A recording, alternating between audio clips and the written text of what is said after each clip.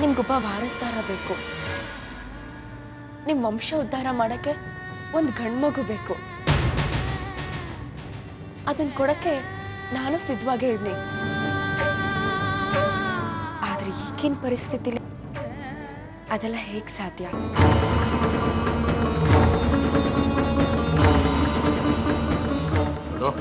ನೇರವಾಗಿ ವಿಷಯ. ದೊಡ್ಡ ಯಜಮಾನ್ರೆ, ನಾನ್ ಸದಾ ಯಜಮಾನ್ರ ಜೊತೆಯಾಗೇ ಇರ್ಬೇಕು. ಒಂದೊಂದು ದಿನಾನು ಒಂದೊಂದು ಕ್ಷಣಾನು. ಅದಕ್ಕೆ ನೀವೇ ಅವಕಾಶ ಮಾಡ್ಕೊಡ್ಬೇಕು ಯಜಮಾನ್ರೆ. ನಿಮಗೆ ನಿಮ್ ವಂಶೋದ್ಧಾರಕ ಬೇಕೇ ಬೇಕು ಅನ್ನೋದಾದ್ರೆ.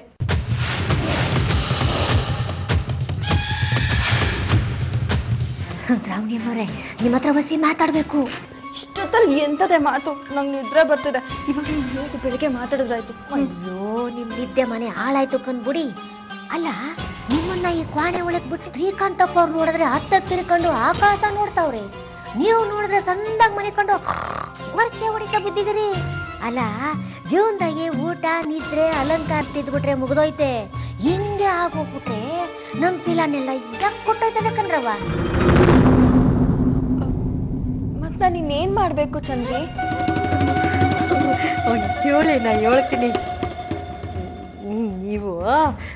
ನೀವು ಶ್ರೀಕಾಂತಪ್ಪನ ಮನಸ್ಸು ಒಳಗೆ ಹೋಗ್ಬೇಕು. ಅವರು ಯಾವಾಗ್ಲೂ ನಿಮ್ ಸೀರೆ ಸರಿಕೊಂಡು ನಿಮ್ ಹಿಂದೆನೇ ಓಡಾಡ್ತಿರ್ಬೇಕು. ಹಂಗ್ ಮಾಡಿ. ಅಲ್ಲ ಕಣೆ, ನಿನ್ಗೆ ಸ್ವಲ್ಪನಾದ್ರೂ ನಾಚಿಕೆ ಮಾನ ಮರ್ಯಾದೆ ಏನಾದ್ರು ಇದೆಯಾ ಅಥವಾ ಇಲ್ವಾ? ಗಂಡ ಹೆಂಡತಿ ಇರೋ ರೂಮ್ಗೆ ಪರ್ಮಿಷನ್ ಇಲ್ಲದೆ ಬರ್ಬಾರ್ದು ಅಂತ ನಿನಗೆ ಗೊತ್ತಿಲ್ವಾ? ಯಾಕೆ ಸುಮ್ಮನೆ ನಿಂತ್ಕೊಂಡಿದ್ಯಾ? ಏನಕ್ಕೆ ಬಂದಿದ್ಯಾನಾದ್ರೂ ಬೊಗಳು.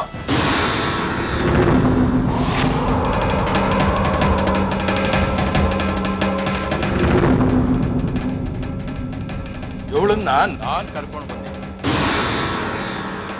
ಈ ಕ್ಷಣದಿಂದ ಈ ಹುಡುಗಿ ಇಲ್ಲಿರ್ತಾಳೆ. ಮವಯ್ಯ, ಅದ್ ಹೇಗ್ ಸಾಧ್ಯ? ಈ ವಿಷಯ ಏನು ನಮ್ಮ ಅಪ್ಪಾಜಿಗೆ ಗೊತ್ತಾದ್ರೆ ಏನಾಗದ್ ಗೊತ್ತಾ?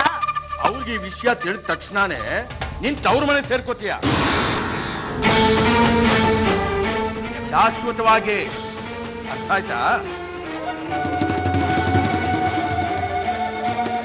ದೊಡ್ಡ ಯಜಮಾನ್ರು ಆ ಕೊಟ್ಟಿಗೆಯಲ್ಲಿ ಇದ್ದು ಮಲ್ಲಿನ ಕರ್ಕೊಬಂದು ಶ್ರಾವಣಿ ಅಮ್ಮ ಕ್ವಾಣೆ ಒಳಗ್ ಬಿಟ್ಬಿಟ್ಟವ್ರೆ. ಒಂದೇ ಕೋಣೆಯಲ್ಲಿ ಗಂಡ ಮಧ್ಯ ಆ ಮಲ್ಲಿ ಬೇರೆನಾ? ಅಲ್ಲಿ ಏನ್ ಮೋಡಿ ಮಾಡಿ ಅಪ್ಪನ ತಲೆ ಕೆಡಿಸಿದಾಳೋ ಗೊತ್ತಿಲ್ಲ. ಅಪ್ಪ ಯಾಕೆ ಅವಳು ಹೇಳ್ದಂಗೆ ಕೇಳ್ತಾ ಇದಾರೆ ಅಂತಾನೆ ಗೊತ್ತಾಗ್ತಾ ಇಲ್ಲ. ನಂಗೂ ಗೊತ್ತಾಗ್ತಾ ಇಲ್ಲ ಅಂತೀನಿ. ಅವಳ ಮೇಲೆ ನಮ್ಮ ಮನೆ ಮಾನ ಮರ್ಯಾದೆ ಅಲ್ಲ ಬೀದಿ ಪಾಲಾಗೋಯ್ತು. ನಾನು ಮಾತ್ರ ಇದ್ ಮುಂದೆ ಸುಮ್ಮನೆ ಅವಳಿಗೊಂದು ಗತಿ ಕಾಣಿಸ್ತೀನಿ. ಅದೇ ನನ್ನ ಹೆಸರು ಜಗದೀಶ್ ರಾವ್ ಬಹದ್ದೂರೇ. ನಿಮ್ಮ ಅಪ್ಪಂಗಂತೂ ಬುದ್ಧಿ ಇಲ್ಲ, ನಿನ್ಗೂ ಬುದ್ಧಿ. ಶ್ರೀ, ನಿಮ್ಮಪ್ಪ ಈ ದಾಸಿನ ತಂದು ಈ ರೂಮಿಗೆ ಬಿಡುವಾಗ ನನ್ಗೆ ಏನು ತೊಂದರೆ ಇಲ್ದಿರೋ ಒಂಥರ ನಿಂತಿದ್ದಲ್ಲ, ಯಾಕೆ? ನೋಡು ಶ್ರೀ, ಹೀಗೆ ಆದ್ರೆ ನನ್ ಕೈಲಿ ಆಗಲ್ಲ. ಈ ಮಾತನ್ನ ಅವಾಗ್ಲೇ ಹೇಳ್ಬೇಕಾಗಿತ್ತು. 24 ಗಂಟೆ ಹೆಂಡತಿ ಅಂತ ಸೇರ್ಕಿಟ್ಕೊಂಡು ನಾನು ಹಿಂದೆ ಸುತ್ತಾ ಇದ್ದೀನಿ. ನನ್ ಗಂಡ ಇವತ್ತು ನನಗ್ ಬೈಯೋ ಸ್ಥಿತಿಗೆ ಬಂದ್ಬಿಟ್ಟಿದ್ದಾನೆ. ನನಗ್ ಗೊತ್ತು ಶ್ರೀ, ನನಗ್ ಚೆನ್ನಾಗ್ ಗೊತ್ತು ಇದಕ್ಕೆಲ್ಲ ಯಾರ್ ಕಾರಣ ಅಂತ. ಅಲ್ಲ ಶ್ರೀ, ಎಲ್ಲಿಂದನೋ ಬಂದು ಇವಳಿಗೋಸ್ಕರ ನೀನ್ ನನ್ನನ್ನು ಬೈತಾ ಇದೀಯಾ? ಚಿಕ್ಕಮ್ಮವ್ರೆ, ಯೋಚನೆ ಮಾಡ್ಬೇಡಿ. ನಾನು ನಿಮ್ಮಿಬ್ರಿಗೂ ತೊಂದರೆ ಕೊಡೋದಿಲ್ಲ. ಯಾವ್ದಾದ್ರೂ ಮೂಲೆಯಲ್ಲಿ ಇರ್ತೀನಿ. ಅಬ್ಬಾ, ಸದ್ಯ ಈಗ್ಲಾದ್ರೂ ಒಳ್ಳೆ ಬುದ್ಧಿ ಬಂತಲ್ಲ. ಮೊದ್ಲು ಈ ತೊಲಗೋ. ಏನ್ ಹಾಗೆ ನಿಂತಿದ್ಯಾ? ಹೋಗೋ.